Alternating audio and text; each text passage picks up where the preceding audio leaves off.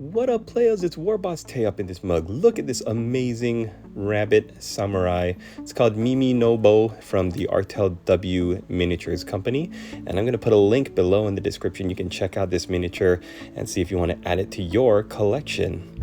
It is an affiliate link, which means that if you do decide to purchase this or anything else, I will be earning a small commission from my studio at no additional cost to you. So I thank you for supporting me in that way. And let's get on to the rest of the video to see what this miniature looked like, all disassembled as soon as I got it, how I cleaned it up, how I put it together, and the troubles that I met along the way. Hope you take a look at my channel membership, what I'm offering for as low as $1.99 a month. You could be supporting my studio and you would be getting badges, priority comments, members only polls, and moving up the tiers. If you do want to support my channel in a more substantive way, then I would be offering you all of the ebooks that I've written, as well as a consultation phone call with myself that we could talk about any projects you've got and what I would do if I was in your place, helping you paint your projects, and finally your own personalized mini. So hope you consider all this. Thanks for watching again. We'll see you in the next video. Like I said, this is Mimi Nobo, the warrior of Usagi clan. I picked it up during the summer sale, which was 20% off the entire store. So I got it for $11.99. Normally it's a couple bucks over because it's still an on sale miniature. You can find it, like I said, clicking the link below in the description. So here I have all the pieces as I got them. They've all gotten washed in some warm soapy water. Now I'm just clipping the extra bits of flash off of the pieces that have them. Not all of these pieces have little bits of flash that need to be cleaned like this, but you do want to make sure you do take your razor or your clippers and you get it as close to the line as possible. I noticed on his little slippers here, all four little wooden cleats have the resin bit, so that took just a little bit of cleaning, no problemos.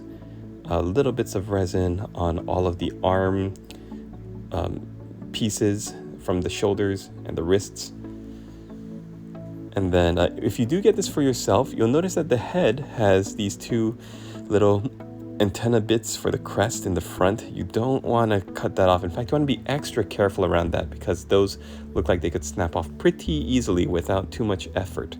So you want to be very extra careful when you're washing your miniature. And I also do recommend that you wash your miniatures, your resin pieces, in warm soapy water. Use dish soap. And just put it in a Tupperware like I did, and make sure you wash it just to get all of that mold release agent cleaned off of that, because there's nothing worse than gluing together your brand new spanking Artel W resin miniature and then trying to put some paint on it and the paint just not sticking even after primer. Even trying to prime your models, it's just not fun to have to deal with that. So I've got a 25mm round base, and if you're ever unsure about the base size, you can just check the website. Under the product page, it says what size base each miniature has. I made a pretty big order, so I've got a bunch of different sized bases right next to me right now, and I got to make sure that I use the correct base for the correct miniature. Now I'm showing off this gel, this super glue gel, as well as the Bob Smith Industries Instaset super glue accelerator. I'm going to put a link below in the description if you are working with any kind of resin or metal miniatures. I cannot recommend this enough. The Maxicure Bob Smith super glue gel, as well as the spray, there's absolutely nothing better for gluing together your models. You just want to make sure that you're pretty set on how you're going to put them together, and like immediately put them assemble them the correct way, so that when you're putting them together and you spray it with the super glue accelerator, that sucker's going to stick quick, faster than anything else if you've ever worked with super glue before. And when I first started in this hobby, players, I was working with Warhammer miniatures that were like all metal, and so I had to super glue and pin my miniatures together. What a nightmare that was. And just holding them in place, the weight was all thrown off. sometimes I'd be holding these miniatures together, just praying that when I release my fingers that the super glue isn't going to stick my fingers to the limbs and they're going to come off of the model. Oh man, what a nightmare. All right, so I got the back banner on pretty easily. Now I'm gonna go for, my goal was, because you've got 2 arms and then the sword with the 2 hands for each arm, I'm gonna do 1 arm first, and then I'm gonna attach the sword hand to that arm, and then I'm gonna put the other arm in place. Sometimes you would do like both arms first and then try to squeeze the sword in the middle, but because both of the hands are the join pieces in the center, I think it would have been more difficult to kind of jimmy the hands into position, because both of the hands have little pegs that go into the slots at the wrists of each arm, if that makes sense. Like, it's easier to slot one hand into the right arm and just glue that in place, make sure that's nice and solid, then glue the left arm into the shoulder slot and into the hand slot at the same time. And here we go. I just got to get the piece in place long enough for me to remove my hand and grab that Bob Smith Insta-Set. And sometimes it just takes a little bit of finagling. Then I can grab that Insta-Cure and spritz. I love the design of this model. The Lady Boss and I just finished watching Shogun on Hulu. And man, we binged that series. We loved that show so much. So when I was a kid also, I used to love the Usagi Yojimbo comics. I think I had all of the big collections, all of the volumes up until a certain point, and when I stopped kind of reading comics completely. But I used to love those old Usagi Yojimbo comics. Stan Sakai was just a master of storytelling, and I loved how some of those stories he told were like completely free of dialogue.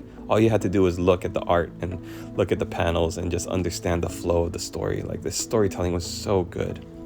In fact, I hope that Artel W, if they get a bunch of orders for their Mimi Nobos through my videos here, I hope they consider going back and maybe adding some more figures to their range here, like the Rhinoceros, Gen, and Lone Wolf and Cub. There are so many great characters from the Usagi universe that they could just kind of switch up and make, fit their own little universe so that they don't get any copyright lawsuits or anything. Okay, so take a look at this sword. It is warped, son. This sword is warped. So I tried to straighten it out a little bit when I was cleaning the pieces. I saw that it was warped when I had received it, and I tried to kind of bend it with some warm water. It didn't really work. So what I did after this, after I finished filming, I went back and I put it in some very hot water, not boiling, but very hot water. I dipped the top of the sword. So the miniature's already glued together. I was afraid that the hot water was gonna do some damage to the parts that had been glued and everything, but it didn't. So I just dipped the sword down to where the hands are in like really, really hot water. Then I held it in place, and there, as you can see, the warp just fixed itself out, and it straightened itself out very nicely. So proud of that, because it's really easy to be discouraged by a warped sword or staff or weapon and just kind of give up. Don't give up. Fix the piece. Just use some really hot water. Believe in yourself. I have faith in you, playa. Thanks for watching. Don't forget to click the like button, leave me a comment, do all the stuff the algorithm likes. We'll see you in the next video. Yo!